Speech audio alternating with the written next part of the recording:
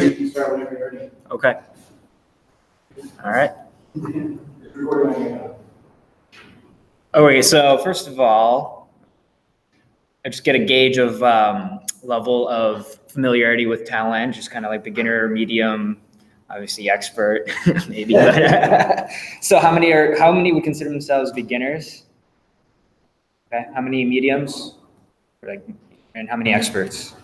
Okay, so that's good.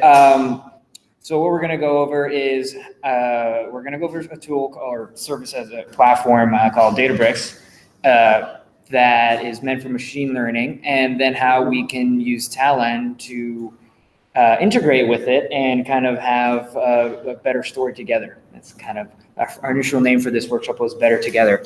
So I'm going to start with a big introduction, very quick introduction to Databricks and what it is, what it does. I won't get too deep into it because that could be its own day-long session. And then I'm going to go through in Talend and say, how do we have this run in the cloud on this Databricks platform, and then do some demo kind of jobs, like some ETL jobs, and then a quick machine learning job, and then that should be it. And if we have time at the end, we can dive into more specific parts that you guys might be more interested in seeing in more detail. So this is going to be more of a demo, not really a learn like how I did every single thing kind of deal.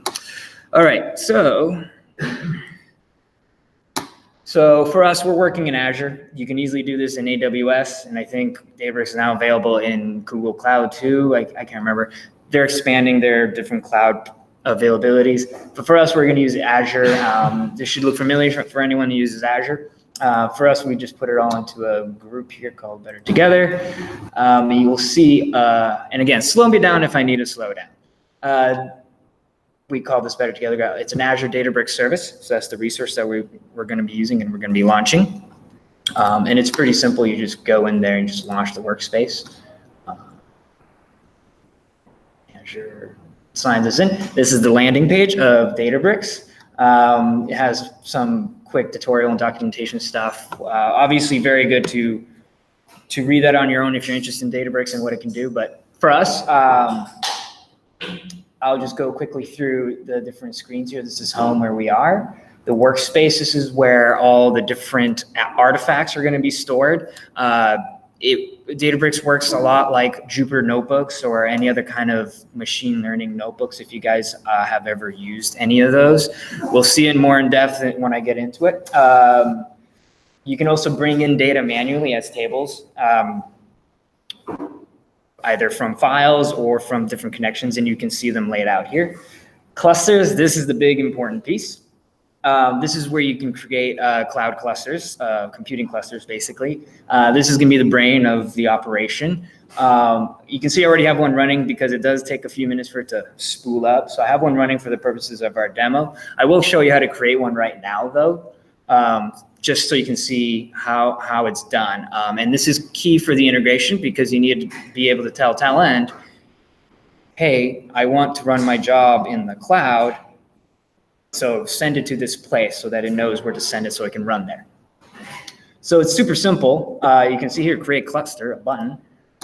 You can give it whatever name you want. I'm not actually going to create this. So I could have maybe not accidentally put some swear words in there. The cluster mode for beginner purposes, you don't need to, you can just keep it standard. Pooling, that's actually a cool new feature that just released. I'm actually not very familiar with it because it's so new. But it's pretty cool where it will actually keep a standby pool of clusters for you that you don't have to pay for, but they will run up really quickly. And this is key for Talend. I think the currently supported version there's a certain runtime version of Databricks that is currently tested to work with. It may work with newer ones, but for the purpose of our demo, we're going to make sure it's the fully supported one. And it's the 3.5 LTS, Scala 2.11, and Spark 2.2.1. You can see they're pretty similar. It's just 11 versus a 10. So we'll choose that. The Python version can be 3, it can be 2. It really depends on what kind of Python you want to use in Databricks. I don't think Talend really makes any difference what version you choose there. we'll cover auto scaling really quickly after I look here. It's kind of out of order in my opinion, but so you can choose a worker type, and it's basically just telling it the configuration here, what kind of size machine do you want to be doing all the work, and you can size it. The bigger the size, the more you pay for the computing. The smaller the size, you pay less, but you can't do as much. So you kind of have to be a little diligent about picking the right sizes. But what it also does is it gives you a minimum and maximum workers. So if you think you can have a big range of like not too many records to millions and billions of records, you can give it a range so that it will automatically scale up when it sees that it's being maxed out, and then distribute it across multiple clusters that way. So I mean, I think from what I actually set up, I just did 1 and 2 and just kept it at 14 gigs memory, 4 core. And you can see this 0.75 dBu is kind of like their measuring system for what they charge. I don't know the exact pricing anymore because, you know, there's a chart. I think this is the way I set up the one that's currently running. And I think that's it. There are some advanced options you can do. You can get really deep with this and do some crazy tuning. But that's really all you need to do to get started. And then from here, you just create cluster. I mean, I might as well just do it and I'll just destroy it later. And within a moment, you should see it pop up here. I have to refresh. Yeah, you can see there's pending. It's finding instances for the new nodes, acquiring any if you need to, so on and so forth. And eventually it'll be running and you'll see it's green. So what we'll need to be able to tell Talend, run our jobs on this cluster on the cloud, when you go into this interface, you can now see some of that stuff that we kind of configured beforehand. What you can also then go is look at, okay, some details around this already created cluster. So if you go to Spark UI and environment, you'll see a whole bunch of details that I have no idea what all of them are. But there's a very important one called the cluster ID. And this is something we'll need to identify the cluster that we want. And this is most likely a unique ID for this domain, and we're in the East US 2. So that will be something we want to copy. Let me quickly, so I just copy pasted it here. We'll need that later. The other thing is you'll need a token for authentication, and that you do that through this little user menu here. You go to the user settings, you can see this is my account. I already have one. I didn't save it, so it doesn't actually let you copy it from here. So I'll just have to create a new one and say Talend 2. You can give it an expiration date in case you want to have to refresh them every so often. And generate, and it'll tell you, okay, here you go, copy. And you'll be able to see it again afterwards. It even tells you that, so you have to be careful of that. That's open. So that is the token. Obviously, I'm being a little lazy. You might want to keep these somewhere safe, not just out in a file somewhere. But that's security for you guys to figure out. So that now will give us a cluster that we can now run our jobs on. So how do we configure Talend to do that? Now we can jump over to Studio. Oh, it's in my other window real quick. So I have a pre-built job here so I can cheat off of it so that I don't do anything wrong. But let's start from scratch. We'll just create a new big data batch job. Just call this test job. Okay, underscore. Where are you? And I know I should put a purpose in the description, but I'm sorry. I'm just going to skip over that for now.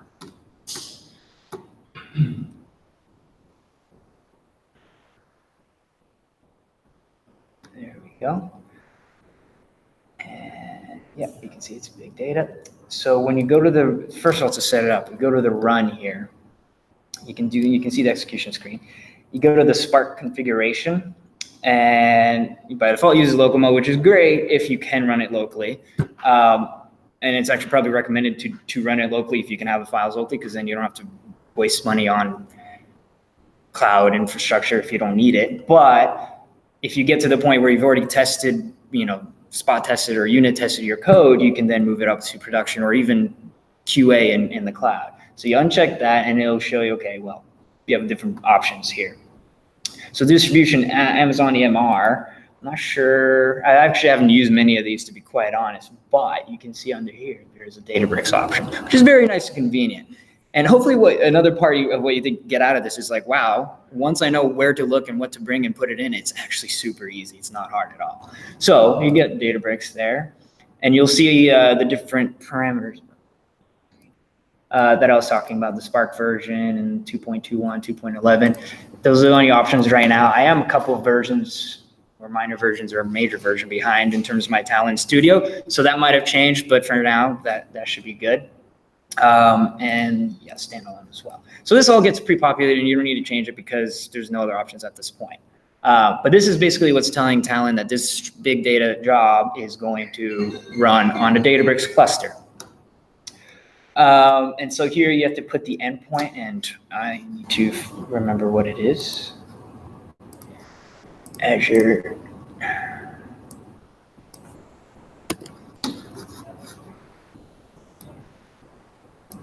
Databricks. So that's just the root URL of your instance in Azure. So ours is ECUS2. This cluster ID, we just got that, which is this. Just put it in there, and your token, and it will get encrypted in Talend here, so you won't be able to edit it and see it. So you hit OK, and you go back into it. Obviously, you won't see it again. So that is a measure of protection. You can also use context variables. Obviously, you guys know that. Or if you don't know that, we can talk about that too. I think I have an example here that uses it, but it's really not much different. You just put it in a variable. Dependency folders. This is where it's going to put all the dependent jar files from Talend to have the job actually be able to run for the dependent libraries. Depending on how many users you're expecting to use on your Databricks platform in a particular cluster, you may want to have this be unique per user or per environment or whatever it is you want to do, just so you don't have conflict between different libraries, especially if you're using different versions for whatever reason. So I usually just put it as, well, I'll just do admin/jars or something. And I'll just put it in a folder there, and we'll see it actually there when we look at it after it runs. So that's how you configure it, and that's it. Whatever job I'd have in here, as long as it's configured correctly and it's not going to error out and all the connections are available, running this job will then send it to that cluster, and the cluster will run it. A caveat, the way that it works when you run it from the studio is it actually restarts the cluster, so it can take a little bit. There's some overhead. But what you can do, there's some things you can do where you can actually schedule it once the job has already been run there once. You can then schedule it so there's almost no overhead. So hopefully we'll have time to cover some of that. Instead of just remaking the job here, I'm just going to go over to my already pre-built job.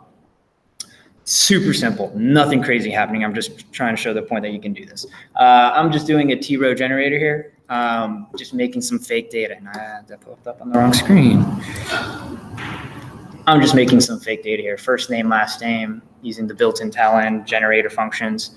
To make a fake phone number, I did some weird, stupid little rand functions to string and just concatenate them together. 0 through 9, 3 0 through 9s with parentheses and a dash, and then 4 more numbers.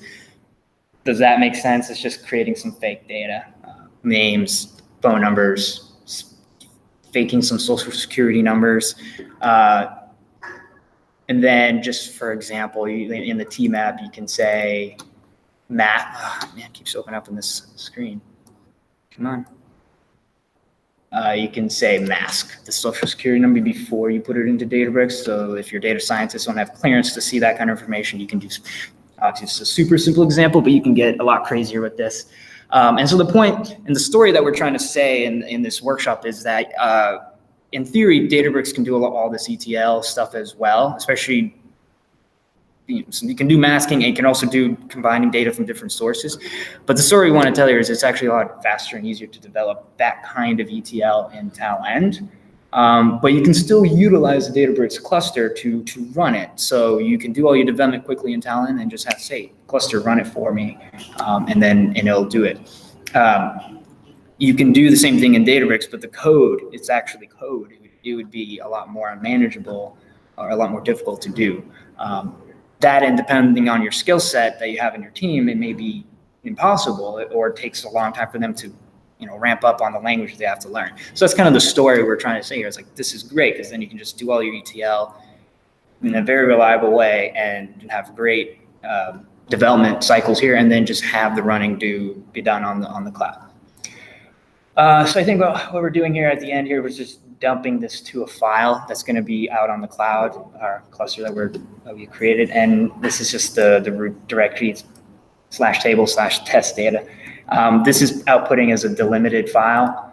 You notice that it doesn't actually have .csv because it's in the cloud. It is a distributed file system, so it works a little differently than just a normal .csv file, but it behaves the same. Real separate, simple stuff here. So that's it.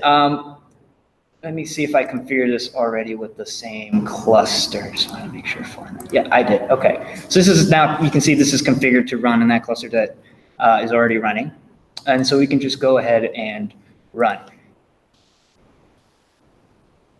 I probably should have put some debugging information there, because it will actually tell you what it's doing step by step when you do that. I neglected to do that on this front. When we do the second one, I will make sure to take that off, and you'll see, okay, waiting for cluster, or running this, installing jars and running the job, and it'll show all of that. So right now we're not going to see anything. What we might see in Databricks in the cluster page, this one's still pending. You'll see this start to reboot and reinstall the libraries. I've actually already done a test run to make sure it works. That's the new one there you can see it now. It's restarting. And that's Talend basically doing that right now. Talend job is getting sent. It's restarting, and part of that restarting is it's reinstalling the jars, and that's part of that overhead. If you do it from the studio, like a job just by hand from the studio, if you do a schedule thing, which we'll hopefully get to later, it doesn't have to do any of this. But for now, this is what it'll look like, especially if you run it for the first time. You'll see this happening to your cluster in the cloud. It's going to install all these jars, and you can see some of these will be pretty familiar if you've ever looked under the hood of Talend, like what is going on there. You'll see, oh, okay, yeah, this is exactly what we're doing. See, now it's installing, the cluster's back. It's back online. Now it's actually doing the installing, and it's still not too bad. It just has to do that check. Are the jars there? Are they in the same version? Okay, fine. And now the job might have already finished on this end. Nope, it's still going. So that's, in a nutshell, how you send a job from Talend to run in the cloud on Databricks. In this view here, which actually I haven't talked about yet, you can view the job. Now, I don't know if this is the new one or the old one. That's the old one. And here we go. This is the one I just sent, and you can see it just succeeded. Yeah, it was green. That green light that was here is meaning that it was still running. It was active. Now it's gray. That means it's done. And you should also see in Talend here, there we go, it's finished.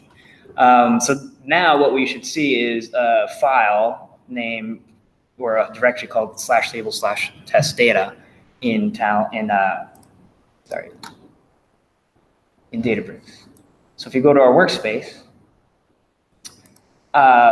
for me, those are all the students. This is meant for like a bunch of people, so these are all the different directories for students that might be there. This is what a notebook looks like from the workspace. There we go. I mean, it doesn't matter where you run this because the file system is shared, so you don't have to worry about one cluster putting a file there versus another. So that's why you also want to make sure that the file paths are distinct. So we can just say, yeah, there we go. We can use that one. This is currently using Python as the default language. You can change that to Scala. You can change that to R. Python is easy, so I decided to do that. This function here will just tell us the contents, if any, of that directory, and you'll notice this is the directory that we put the file in the job. So this should give us those, these are, you can see it's split into two parts, that distributed nature of the cloud that we're looking at here. So part 0 and part 1 of that CSV file that we just put up there, which is tiny, whatever 10 records that we made. So you can see that the job worked and it did something visible onto the cloud. Okay. So now let's do something a little more involved.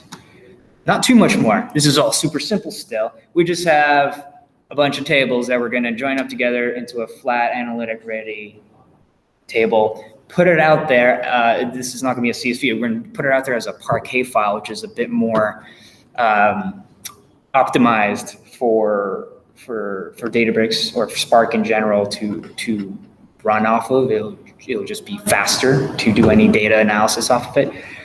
The data itself isn't huge, so you probably wouldn't see much of a difference. But when you get to the million, sorry. Questions on the demo you showed. So essentially, you move the file from your laptop to the cloud using that, right? Well, in this case, it was completely generated out of thin air data, but it could have been local, yes. So what is the connection? Is it the native connection, or are you using it? Because most of the time we have the challenges going from the data to the cloud, right? But here, is it just you're using it? So that is something you'll have to do in the connection settings. So you could set up connections in Databricks to your on-prem. And as long as that connection is viable and there's no security blocking it, and the job, if you put the job out in the cluster there, it will use the connection appropriately. So if you set up the connection appropriately in your Talend job, and it's something that won't be firewalled on your cloud instance, it will run from and take data from anywhere, whether it's on-prem or whether it's some other cloud location, cloud to cloud. Yeah, you can do all those things. It's just a matter of making sure the security doesn't block anything. There's no firewall issues. All the white listing of IPs from your cluster to your on-prem or to your other cloud instance is all cleared. How is the data? Is it encrypted? What is the pipelines like? Sorry, is it how is the data go? Is it encrypted or? Yes, it's encrypted in flight and in rest. Yeah. Is there no option to select?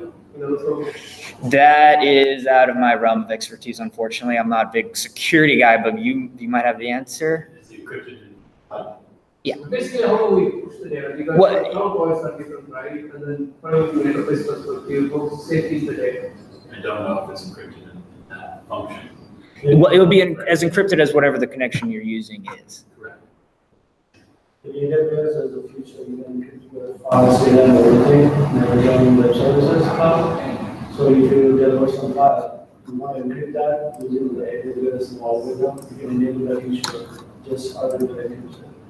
Right. So there's probably some things, because I'm not too, my domain of expertise is not security. So that's probably a good question to follow up on.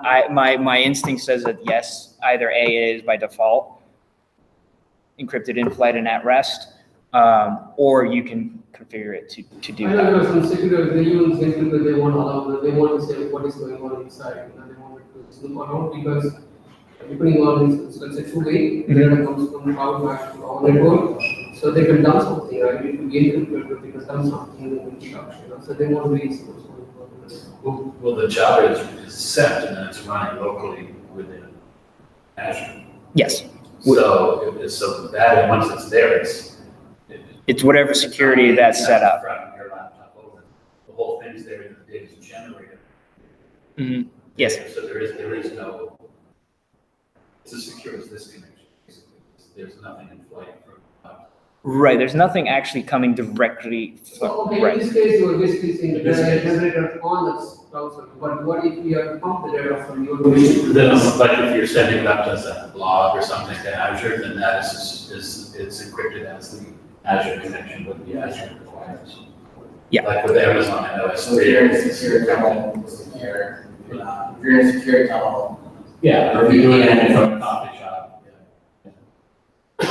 Generally, there is a bottleneck, right? Because of the speed, and because of we have a public connection or you have a virtual connection. The cool thing about this demo though was it was a Talend job built in Java. We ran it as a Spark job on cluster, which is pretty cool. Yeah. I honestly, under the hood, all the way down under the hood, Spark is Java.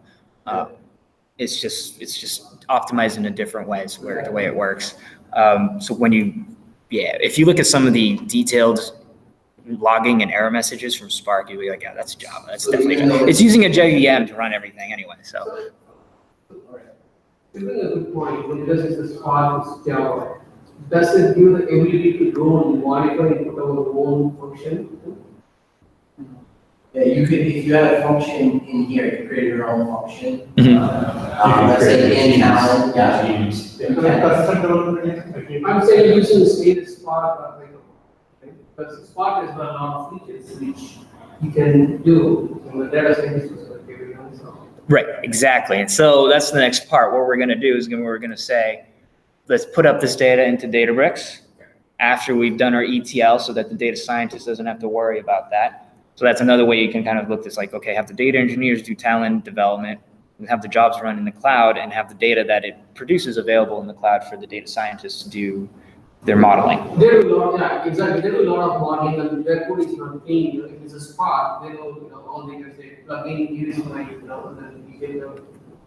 Yep. So this one will probably take a little longer to run. I'm not going to go through it. It's pretty simple. I mean, in theory, you can have multiple different data sources from different places coming into here and doing whatever you need to do. And again, as long as the connection is whitelisted and not firewalled from the Databricks cloud side to whatever the endpoints are, it will run just fine. And again, it'll be as encrypted as that connection is on the cloud. And I assume that you wouldn't have Azure be as big as if it didn't have that ability, if not already by default having it done that way. So this is just doing simple things right here, though. It's just a bunch of CSV files. I guess one thing to note, because I was lazy in setting this up because I didn't want, actually we didn't have the go-ahead to use an actual database in the cloud. These are CSV files that I put into an Azure Blob Storage for ease of use, instead of having the people in the workshop try to set up a connection to Blob Storage in here, which you can do, so you can do it that way. I instead mounted that Azure Blob Storage as a virtual directory in Databricks. So the actual directory in Databricks is called this, and the files within there are, in this case, it's like medical claims information, fake medical claims information. I'll quickly show you that just because, might as well. Oops, here we go.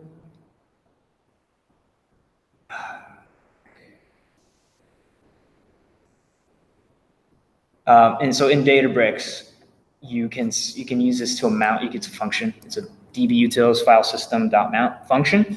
And with here, you can say what's the source. This is just an example of, I don't have real credentials in here, but you would be putting in here real credentials for an Azure Blob Storage account. You can see what's the container name, what's the storage account name, this space URL, and then you can tell what name do you want in here. So in this case, I did /mount/Azure data or something like that. You can name it whatever you want, and then you need the account key and a confirmation key so that it verifies that you are who you are and you're running this. So what that does is it makes that blob storage location as if it's local. You can reference it as if it's a local location in Databricks, even though it isn't. And that was just a convenience thing that I did so that you don't have people going like, well, how do you connect to Azure Blob? And how do you do this? Already a day-long session. We don't need a second day. So that's just one thing to know. That's where these files are coming from. They're coming from the cloud. And I just figured out how to make it easier so I don't have to do some configuration in Talend and just have Databricks know where to look. So this is an example where it's, cloud to cloud. Even though it's within the same cloud, it's still cloud to cloud. And so at the end there, we're just putting out all this joined data as a Parquet file. So file output Parquet. Again, no dot, because you actually never have dots in Parquet files except when you've already extracted it. And at that point, it's not really a Parquet file anymore, but it is what it is. I set it to overwrite in case you want to run this more than once. You can compress it. I usually leave it as uncompressed. There might be situations where compression is a good idea. I can't really. That's not my relevant there in terms of data storage optimization. But you can compress it either using gzip. It makes sense to not compress it. Yeah, this is a small data. Yeah, sometimes you do want to compress it, but you just have to be careful about how you query it then. So that's what this is doing. And again, since this is all local, you don't have to worry about configuration. So these options here, you could configure connection information that it will use instead of just the local file system that it's being run on. But since everything is available to the local file system of the Databricks cluster, you don't have to do that. That's the way we kind of set it up here just for convenience. But this will run and put some data in, some fake healthcare data into this location. And let me just make sure it's configured with the right stuff again. Yes, it is. So this will run a lot longer. It'll take a lot longer to run because I haven't run this one on this new cluster, and it will take a few minutes. I have one basic question. So are you writing this in Talend just to show as an example? Because you can do the same thing you're saying in Databricks too. Mhm. But is it just console based? So yeah, in Databricks, oh, what did I do? I'll come back to this. So in Databricks, if you want to do something similar, I don't know if I have an example in this instance that does any real ETL because I was like, I'm going to take care of it in. So it has its own ETL kind of platform. So Talend can configure it, you're saying. So Talent can run it, but you could do like data quality or data obfuscation or pull data from Salesforce or, you're putting other things for use for You data. have a bigger horizon to connect with things. yeah, so yeah, the full suite of what you can do in Talend is available to you. And so the point here is like, well, you maybe could do all those same things in Databricks too, but you'd be doing, instead of doing this, putting it in the designer view like here where it could be really quick, you would have to do it in, in code by line at this point, which some people might feel more comfortable that way. I mean, it's up to the situation and the client, whoever wants to do what they want to do, that's fine. But, I think it's much easier to do some of that development in Talend and then having it just pushed out and not having to worry about this code. This is actually something we're going to cover though, because this is going to be taking the healthcare data and doing some machine learning on it. So obviously this isn't an exact what it will look like to do the same ETL. It'd probably be a lot longer to do what we did in that job. For several jobs, yeah. Or several, yeah, depending on your, so let's see what went wrong here, what I do. Can barely read it. Double click the one tab. Double click the what? To run, yeah, if you double click run Java, it'll make a bigger piece. Oh, really? Yeah, go up an inch in the middle. Sorry, where is it? Where it says run Java tab, go up to the tab, the run Java detail tab. And double click it. Oh, there we go. That's And then neat. just double click it. Yeah.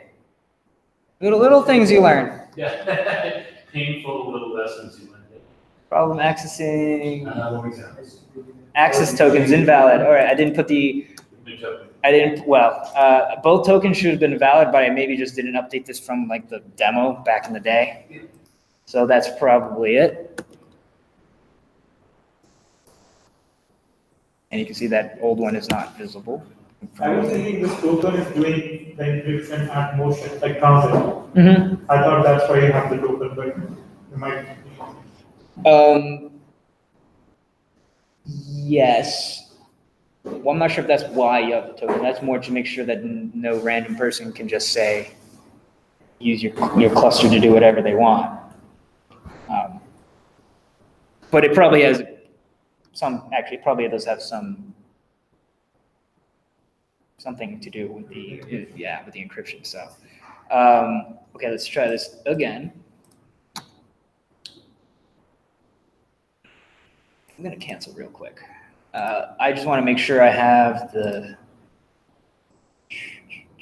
log4j. Okay, there we go. This is the right demo.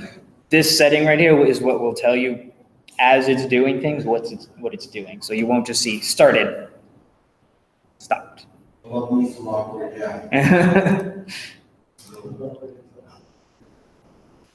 All right. So what is this screen again? Same driver you used in Informatica too, the local. Same idea, but what's nice is you can, on the fly change it. But during the job run, Okay. production, change one parameter, you get bug logs. So there we go. Look at that. Boom, boom. It's gonna. You know what? I'm gonna do this little trick. So it started. Cluster restarted, as we know that it would. it's creating a job, and it ran and a run. So you can see there's a job ID and a run ID. We're actually going to use these things. So let's just copy this job ID because it will come in handy when we go to try to schedule it. So the job will remain unique if we wanted to. If we run this again from here, it'll create a new job and we'll do a restart. What we're going to end up doing, I'll let you look at this if you want, is use that job ID to say, okay, this was a job that already ran on the cluster. So instead of having to do restarting, and we already know all the dependencies are there, and the job and the cluster is already warm and running, just rerun that job, and any connection will be rerun. And if there's updated data or whatever, it will get a refreshed data set, and it'll run much faster with no overhead. So that's kind of the concept. The way we do that, we can actually do it through Talend using the Databricks REST API. So we can just say, okay, Databricks with this REST call, do this, run it, wait for it to finish, and then do something else. So for the example, just to give you another spoiler alert there, for our example, we're gonna have that machine learning model run off of this data that gets put up there. And that itself is also a job on Databricks. It's not a Talend job, but it's still a job, and it'll show up in the same menu. We can then use that job ID and have Talend say, okay, once the ETL is finished, run the machine learning prediction model again off of that new data. So you can have that all kind of scheduled up together. Once you have that all developed and you're like, cool, this is ready for production, you're done. You have the ETL run, and then you have the machine learning run, and there. So, performance. Once you have the job done, it's great. The performance is made. I mean, it's as good as your cluster as you have its size. But for this purposes, once it's run once, because that first run for any job takes a little bit to restart the cluster. But once you do that, even for this job, it'll probably run in like 30 seconds. The data volume, I can't remember the data volume. It's somewhere in the middle, millions, I think. Something like that. Oh, look at that. That was pretty fun. That was pretty fast already, even though I restarted the cluster. So there we go. It's finished. You know, it's running, installing libraries, running, terminated success, and done. So now, we should see it in here. And there you go, job ID 32, like we saw. I don't know why it still says it's restarting. It shouldn't be. Huh. Is it just stuck? There we go. Yeah, it's running nice and green. Sometimes the UI gets stuck with statuses that aren't true anymore. So now we should, if we go back to that little scrap notebook here, we can now run this as the location, and we put that Parquet file, and we should see a good amount, because it's a lot more data. You should see a lot more smaller partitions of that file. Well, I guess not too much, but yeah, okay, so yeah, we can see 1, 2, 3, 4 files here, 4 parts of that Parquet file that it got split into. You can even see the size. You can see is it split in good, even chunks? Because that's something you want to make sure. Otherwise, you're just gonna have like one big one and then like a bunch of small ones. Like, what's the use in deparallelization there? But yeah, you can see now that the data was put up there after the ETL job using that mounted Azure blob storage. So the data's there. So we're going to do a little bit of a pivot to Databricks. If we have time, I can go over more specifics about what's going on in there. But I'm going to kind of try to keep it short because this is more of a Talend user group meeting. So let's go to lesson 5, I believe it is. I'm just going to take that out because there's no student here. Actually, I'm just going to do it in my own. This is like the master lesson, so I don't want to mess with other things like that. But this one I can always. Let's attention to it. Doesn't really matter, although I think best practice is that you have the machine learning run on a different cluster than ETL. You can have it run on the same. For the purposes of this demo, I think I had it set up to run on the same. You probably don't want to do that. You have different people hitting it, especially if they might restart things. But you can do it if for some reason you need to.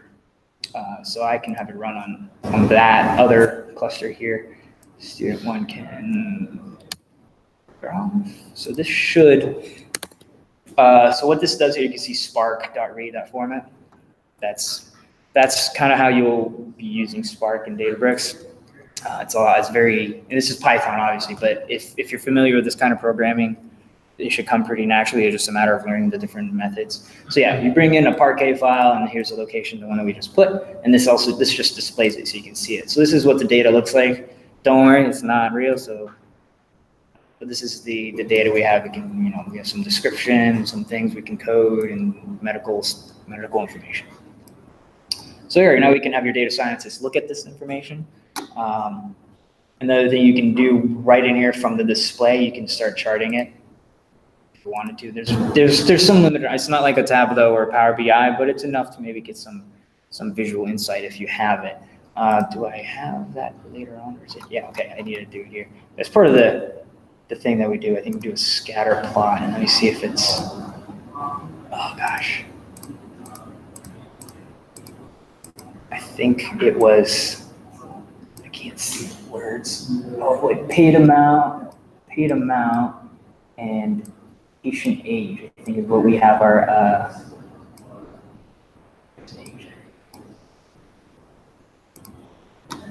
so this is our example. We're trying to predict, does the amount go up with your age? We doctored the data so that would say an answer, yes or no. So the way that looks is a little strange for some reason. Yeah, I'll have to look at the data again to see why it's doing that. But it's supposed to kind of look like a yes. Like as age goes up, your paid amount goes up. It might have been a different field. It might not have been paid amount, so I might have flipped that off right there. Okay, so now we're getting into like the real Databricks machine learning stuff. Just know that this is setting up the model.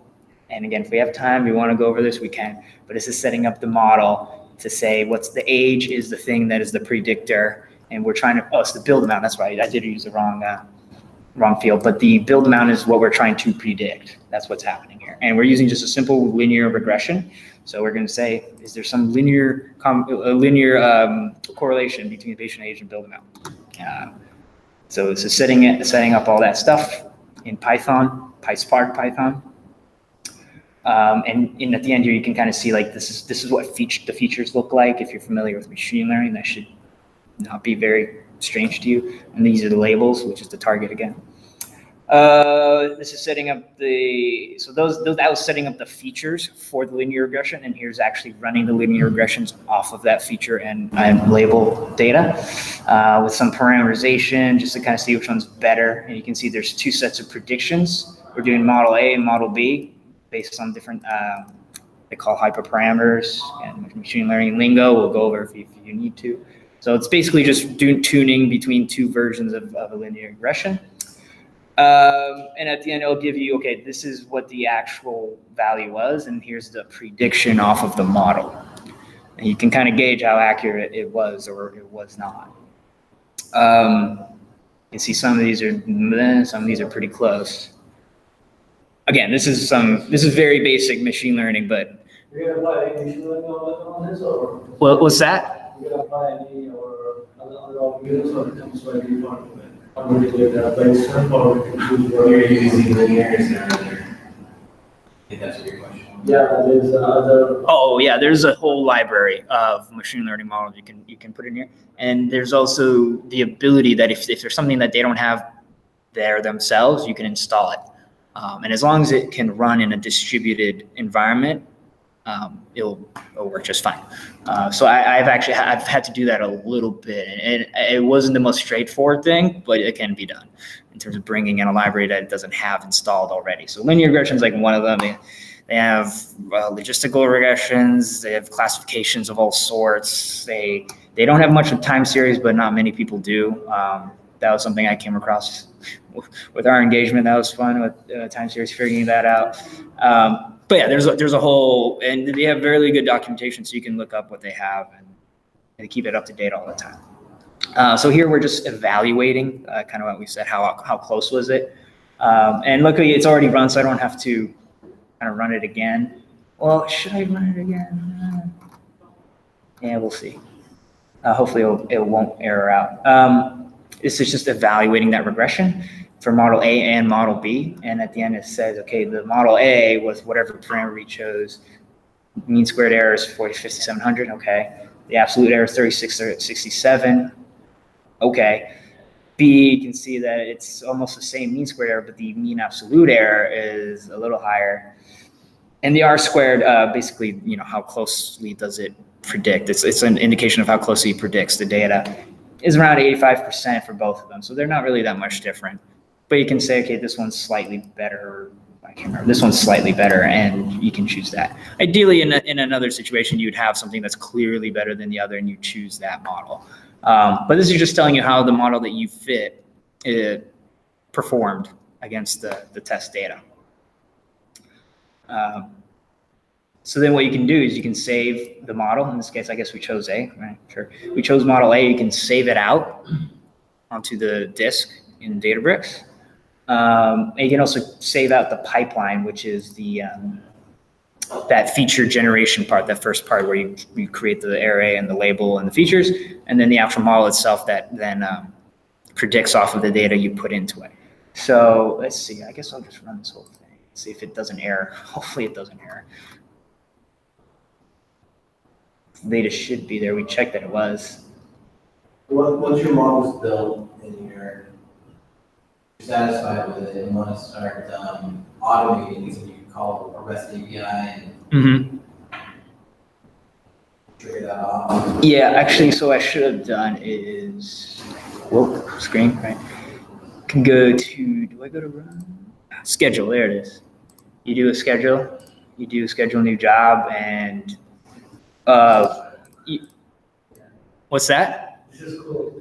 Yeah, so you can schedule this workbook to run on a schedule that's a time schedule, which, you know, it's fine if you know when it's supposed to run and the data is going to be there and be new.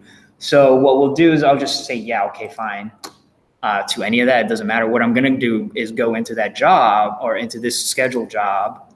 So now this is the job screen, and say, you know what, edit, actually just remove. I don't want it to be on a schedule that's a time schedule. Come on, remove. There you go. You can see this is job ID 33. So let's just copy that. We're gonna then, so you can see now it's treated as if it's the same as a Talend job. The two jobs, even though they're different origin points, they're treated the same on the cluster. So you can use the REST API to automate both. So now that's what I was saying. The idea is now we automate the ETL job first to know that the new data is there. And then after that's done, we automate the machine learning job. Although I guess this one is actually generating the model. What we want to do is have the model apply to the new data. So I think that's what lesson 6 is. I might be wrong. Yeah, there it is. This is lesson 6. This is just taking those saved models and pipelines that we had at the very end of that last workbook, brings them in and runs it off of the new data, runs it on the new data. So I guess I should have just done this here. Okay. So this should be probably 34 if the numbers are right. Yeah, 34. Just 34 here. So now we have the two jobs, the one that's ETL and one that's machine learning. So let's look at, and so for these scheduling REST API jobs, you can have them run in the cluster, but because you're literally just sending a REST request, there's no real data. It's just small metadata that's being passed around. So I just have it as a standard job because there's really no point in putting it in the cloud if it's just saying go and run this there. That's already there. Or like all the files are already there, all the code is already there. So just run in and you're good. So I think this is, I have multiple versions of this because I didn't know if I had enough time to explain everything in the day-long workshop. This is the robust version. There's a like a simple version that it just says run ETL and wait a certain amount of time to then run machine learning, but that's not as robust because it could overlap. You can have all sorts of issues. So you can see this just waits. But this is the true way of doing it. So the way you set this up, and again, the REST API has a lot of great documentation, so that's kind of how I figured this out. This is the body of it, so you can see job ID equals, in this case, it should be 32. Yeah. And I'm not sure why it has two, like a body and a string. It's kind of the way that the documentation was set up. So I was like, I'll go with it. It's fine. You only have one row and you use an inline table in this fixed flow input. I don't need the advanced settings just yet. Then you send the REST call through a TREST client. This is the endpoint, the API endpoint for Databricks. There's no query parameters, but you do want to go to the advanced settings to put a header in for the authorization. This is where you'll need the token again. This is probably an old one. So I'm going to take this authorization token. You have to do bare space again on the documentation, but that's the way you do that. So this now makes sure that your REST request is accepted, and it's sent to the jobs run now, and you give it the ID of the job you want it to run now. So that's how that works. Then you get the response, and I did some mapping here. The response comes back as XML. And this is the schema of that XML file. You get the run ID and the number of the job it is that it's currently generated, and a status code. And so that status code will tell you, is it queued, is it going, is it running, or is it done? And so that's going to be the key. The next part, we're going to loop and just keep looping until that status code is changed to something that is like a termination, either finished, complete, or with an error. So what I do is I save off the run ID that it returns, so I know which run we're checking against as a global variable. So you have to set global var, and we call it run ID in this case. I then, we time clock this, and let me know if some of the Talend stuff is, if I'm going too fast or if there's some explanation needed. I clock this after that runs to set up a new global variable of, Boolean, true to keep going, keep looping, or false, meaning that we finished. And so then I set up a loop here on that global variable. Job not finished is what it's called. And it starts off as true, so okay, go do the next part. I needed a dummy input. I don't know why, the way that I just had to for this wait. So wait 5 seconds. You don't want it to loop like super fast, super infinitely, just waste cycles. Send a REST request to the jobs runs get. So you get and you have to pass in the query parameter for which run ID, which we got up here. We pass that in you can see that's what we pass in to now get its status. So we map the XML again.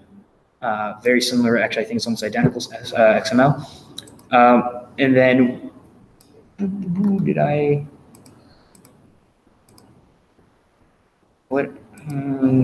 should be updating the loop variable. Where do I do that? Oh, no, sorry, here it is. It's not, it was on start code, it's here. It's in the main code. There's no start to, you've done it off of the actual data, not the before the data, that's why. So out 3 is, okay, so if the lifecycle state equals terminated, and I don't know why. Oh, terminated means that it's done, and then if the state equals success, that means it's done and it's good. Obviously, you want to build in some more logic for errors and things like that, but that will say, okay, when it's done and it's complete and there's no errors, change that variable to false so that this loop stops. And once that stops, you do this, this part right here is identical to this first one, except it will run the machine learning job, because you now know that the data, the new data, obviously it's not going to actually be new data, but in theory it would, is there, and then you can have your machine learning run off of it.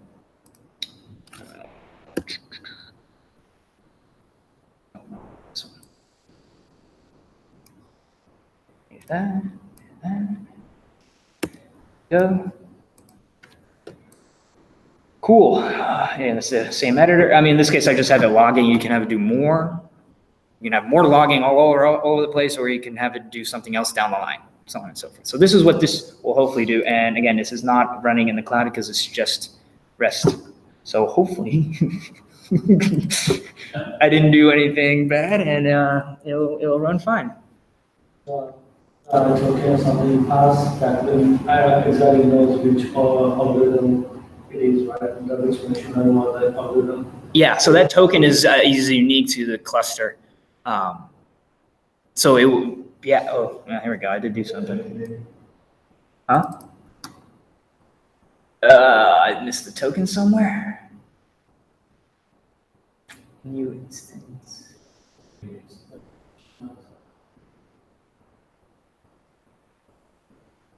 Number 3. Which one's number 3? Oh, it's this one. This one I missed something. I might not have put the token in there, huh? Oh, yeah, I actually now remember I did not. Nice, all right. Let's try that again. Well, you know, what's that? You can contact parameter. Yeah. There'll be so many things I could do here to actually make this production ready, but let me. Did it? Oh, sorry, which one is it? 32, right?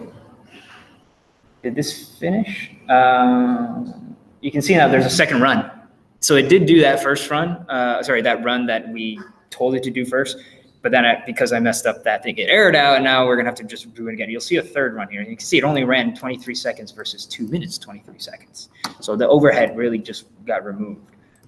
So let's try that again. So now hopefully we'll see this loop through and not just say sorry. And again, you can put in all sorts of login in here so that you know what's going on in any given minute. You can even say, okay, what is the status as of now? I just didn't take that time. But you can say, okay, yep, it's looping, and it should be pretty quick again because it was only 23 seconds. It should loop like 4 or 5 times. Yeah, there we go. Oh, no, okay. If it was 23, 5 times would be the number. There we go. You can see now this body for the ML job sent a request, and the response came back. 200 is good. That's the status code. I don't know. 53 is the run ID, I think. And we'll probably see that. So if we go, so you can see, okay, there's run 3 from the ETL job. Can't I see the new one? I don't know why it doesn't show up here. I can do it from the workspace, but I don't know why it doesn't show up there for some reason. Oh, that's a different thing. Sorry. It's 34. There he goes. This is currently still running. Yeah, actually, that's another thing I didn't do. This one does not wait. It doesn't wait for it to be run. It just sends the request to run. And again, this is something you can extend this to do a similar loop to say, okay, wait for this to finish and tell me how it ended up. But right now, it's actually running as of right now. It's still running that notebook that we saw, taking that saved model, and it's running off of theoretically new data to do new predictions. So that is it in a nutshell. You can see. If you want to see the long version of this, Cezar will be the Microsoft Technology Center for Day, October 24th. I can't remember which day is which because I'm doing both. I don't remember which one's what. Boston, New York, and Washington. With this is a workshop. Yeah, because most folks, whether they're using Talend today or not, interested in Databricks, machine learning, shows the two worlds coming together. Yeah.